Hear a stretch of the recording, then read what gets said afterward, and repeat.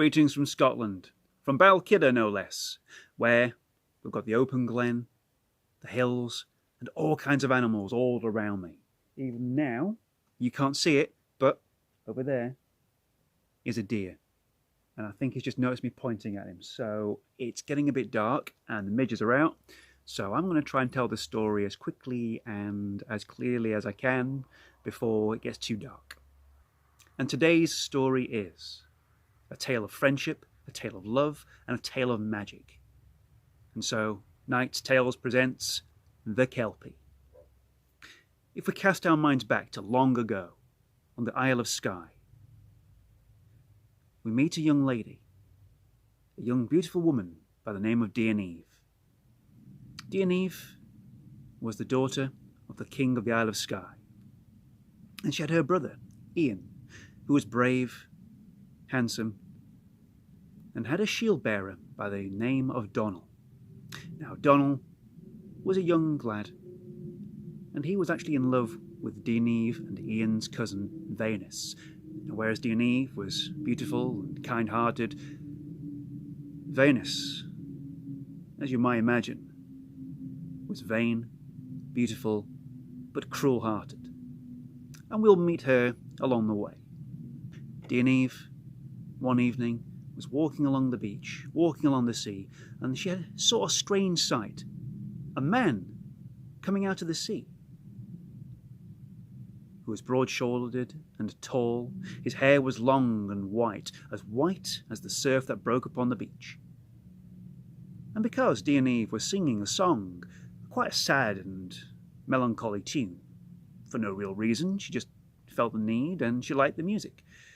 And this man came up to her and said, "Oh, beautiful lady, the song that you're singing brings tears to my eyes. Will you not please wipe away these tears?" And being a handsome man who was asking such a request, how could she deny him? So she wiped away his tears, and as her skin came into contact with those tears, she fell instantly in love with him. She never got his name, but they talked, and they laughed, and they kissed. And this went on for a few more nights. And the man would always say that I can always be with you during the day, but when it comes to sunset, you must wake me up from our slumber and tell me to go back out to where I came from. And every time she asked where he did come from, he would evade the answer. And a few more nights, there was bad news on the Isle of Skye. The king of the Isle of Skye had summoned the local lords from the local islands, from Arran and Kintyre, from Islay and Jura, from Mull, Rum, Culvassa and Barach, and the other isles surrounding the land. They all came and met, and some of them whispered amongst themselves what could possibly be the reason for this meeting. Was there some kind of bad news? Was there some kind of war? Was there some kind of death that no one had heard about? The king of Skye told the rest of the lords, "My fellows, I have bad news. The best person to tell it is the boy who saw it for himself, Donall." And Donall presented himself to the rest of the lords, and everyone noticed his hand, which was bloodied and bandaged. And Donall told his story, which was that myself, Ian, and the other princes of the lands, we all went on a boat to the Isle of Pigs, Dianiamh. And there we saw a magnificent beast, a white horse, beautiful like no other. Ian, being the brave and courageous fellow that he was, he wanted to ride that wild horse and claim it for himself. And as he jumped onto the horse seemed to grow longer somehow and would not move, until another prince jumped onto the horse, and another, until eventually all the princes were on this one horse. And they invited me on. I am no prince, I'm just a shield bearer. But I jumped on anyway. And then the horse ran. It ran onto the sea, and it ran so far we couldn't see where it was going. And as I tried to pry myself from the horse, the princes were all in some kind of rapture, in some kind of awe of this beast. And the only way I could get away from this horse was by chopping off my own fingers. I got my hunting knife with my good hand, and ended up cutting off my fingers and the skin to peel away. And then I fell into the sea until I was caught by a fishing boat and brought back to Port Rye. Murmurs and whispers from the lords of these islands amongst themselves. Oh, this is bad luck, this is bad fortune. Our sons, our boys, taken by the Kelpie. What magic is this? What curse is this? Another of the lords lamented that, oh, my only son, my only boy and heir, and now we have nothing. What will we do? And then one other lord spoke up, saying, we must fight magic with magic. And this brought out into an argument of all the lords talking amongst themselves. You can't fight the magic of the Kelpie, it's too old for us. You can't fight the magic of the Kelpie, it's too powerful. Until eventually, one voice silenced them all, who was Lomar, an advisor to the king of the Isle of Skye. Some say he was a druid, some say he was a wizard, but his voice cried out, silence! Do you all bicker amongst yourselves like old women, when you must do exactly what you must do by fighting the magic of the Kelpie, by fighting it with magic of our own? And what you must do is find Donall, the wizard who lives upon the hill of the Red Fox.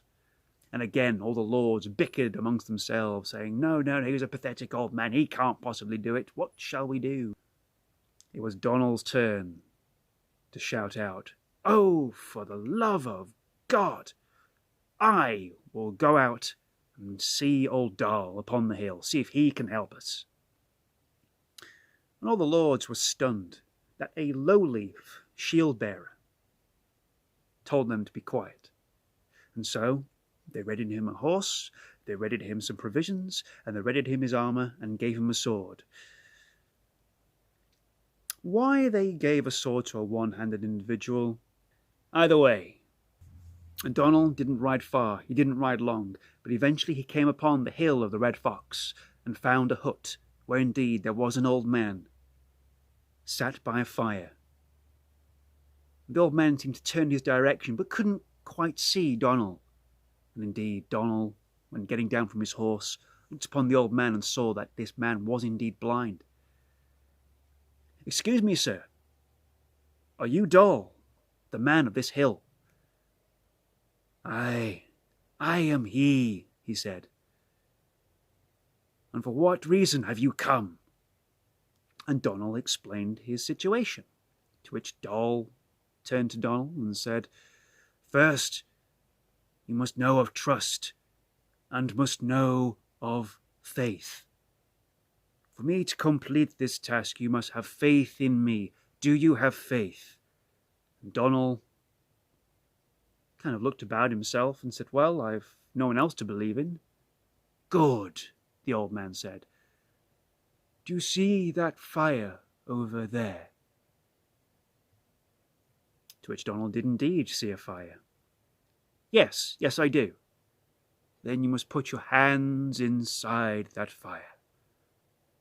Donall kind of looked at the man a little bit strange, as if to say, what now? Do it. You must put your hand into the fire. And so Donall reached forward and put his bad hand into the flames, and instead of searing pain, there was a warm glow. And Donall was amazed, for when he took out his hand, his fingers had regrown. His hand was whole again. You do have magic. We can fight the Kelpie. Ah, the magic of the Kelpie is powerful and strong.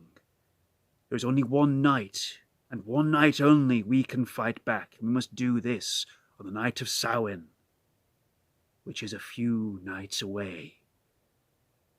Here's what we must do. We must go to the seafront on the night of Samhain, on the night of the great feast.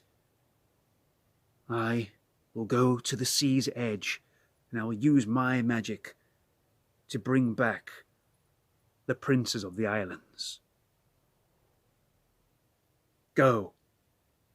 Tell the king and the lords that this is what must be done. And Donall rode back and told the kings exactly this. And the kings and the lords agreed amongst themselves that they will stay for a feast at Samhain. Now Samhain is the beginning of winter, when the veil between this world and the other world is extremely thin. And normally at this time, great feasts would be held, and great games and contests, and so the king and the lords decided not to say anything about their sons having been taken by the Kelpie into the great whirlpool of the Corrie Wrekin itself. Instead, they said that they would just have a Samhain feast and get together and celebrate. Donall had told Dianiamh what happened to her brother, of Ian and the other lords. But strangely enough, Dianiamh did not seem bothered. She did not seem concerned, for she was too much in love with her mysterious white-haired man. And on the night before Samhain, she went down to the beach once again, met with her love, and they kissed and talked and laughed during the day, and they fell asleep. And Dianiamh woke up and thought, "Oh, it's nearly sunset. I should tell him to go." But he looked so peaceful. And as the sun went down, as she cradled her beautiful man in her arms, she stroked his hair. But, as I said, the sun went down. Dianiamh realized that she was no longer stroking hair, but something that felt like seaweed, and in her hands, as she looked down in surprise, was not her beautiful man, but a strange creature that looked like seaweed and jelly. And she leapt back and cried out, "My God, you're the Kelpie!" And the Kelpie did indeed wake up and said, "Yes, this is my true form. But please, my darling Dianiamh, this makes me sad that you can see me like this. Please, wipe the tear from my eye." "No," she said. "This is witchcraft. This is witchcraft to make me fall in love with you. You've got my brothers, and I want them back." And she ran all the way back to her father's castle. The Kelpie went down to the Corrie Wrekin, down into his palace below the sea, and sat upon his throne, and discussed with his friend, the great grey seal, about his heartache, about his sadness. And the seal asked him about the boys, about the princes. Was he going to give them back? The Kelpie told the great grey seal that he would give them back. He might have blown his chances with Dianiamh, with deceiving her, but he will hold his promise and actually give them back. He knew that tomorrow night was the Feast of Samhain, and so he would have to take another bride instead. And as we return to the castle of the Isle of Skye, preparations were being made, food was being cooked, drinks were being poured, candles and flames were being lit. Now, I've mentioned before that Dianiamh had a cousin, Venus. Venus was indeed extremely vain. She made herself beautiful, as she always did, and got ready for the feast, and wanted to dance with a handsome prince who would give her a kingdom and make her rich. Donall was in love with Venus, and Dianiamh tried her best to convince Donall not to ask her to dance. However, as the court had assembled and gathered, Donall knew that he would have to go and meet the old man on the seafront very soon, and so he plucked up the courage to go and ask Venus if she would dance with him. Venus laughed at poor Donall, saying, "Oh my God, OMG, Donall, are you seriously asking me out? You're a shield bearer? I'm like the cousin to royalty, so OMG, I am going to have a prince, okay?" But Venus, looking around at all the other men, kind of realised that Donall was indeed the best looking one there. And even though he wasn't a prince, he would have to do. "I'll tell you what, Donall. Okay, how about you and me go and dance, but just one dance, okay?" And as the music started, as Donall held Venus hand in hand and hand on her back. They were just about to dance, and then the doors burst open, the candles flickered, and in strode the most gorgeous man that Venus had ever seen. So gorgeous, with his long white hair, that she pushed poor Donall away and ran straight up to the man. And the man took Venus into his arms and danced with her and said, "You are the most beautiful one that I've ever seen." Venus lapped this up, saying, "Oh, thank you, I know.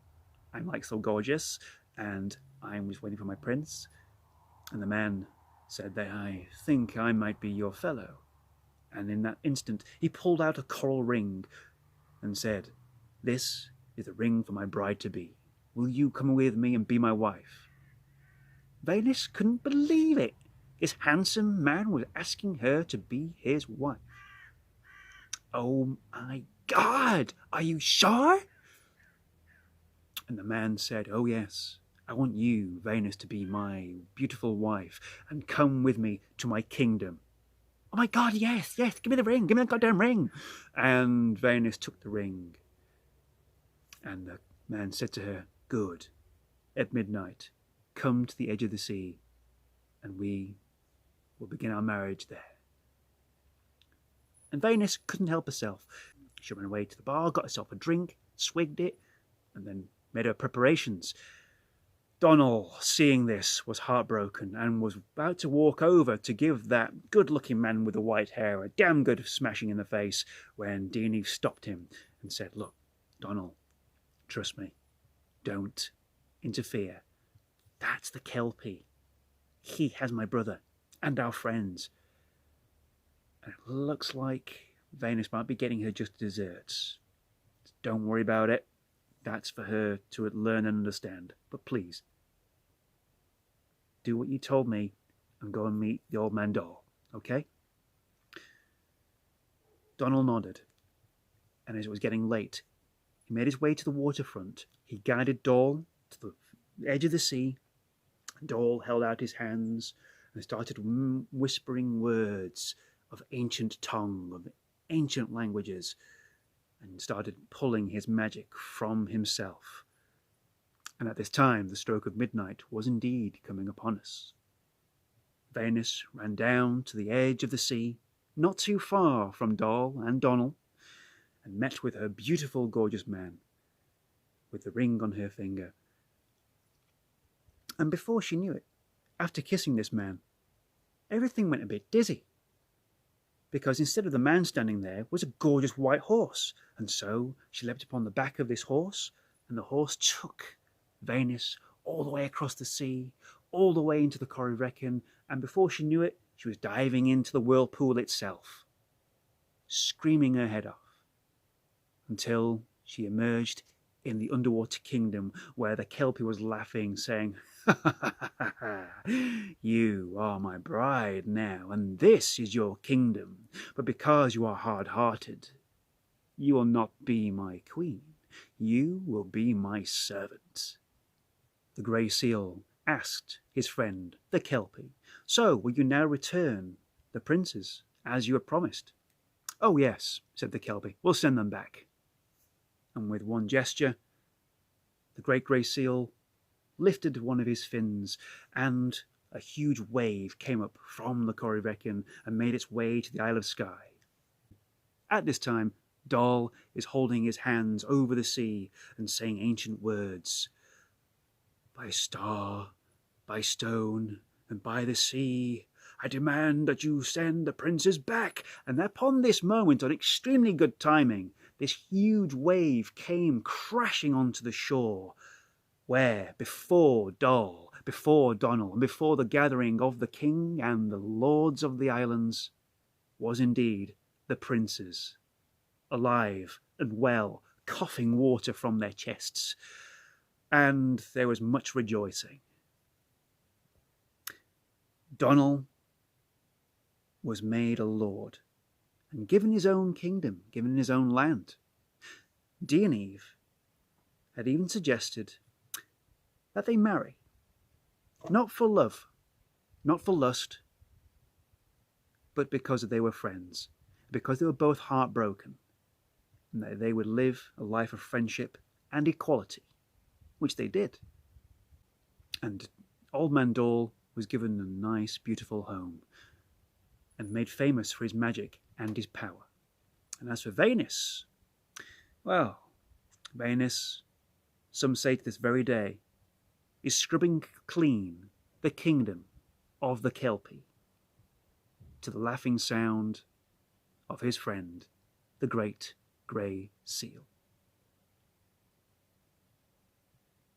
Now, the tales that I tell are fantastic and wondrous in nature, but remember that there is no tale as wondrous as your own.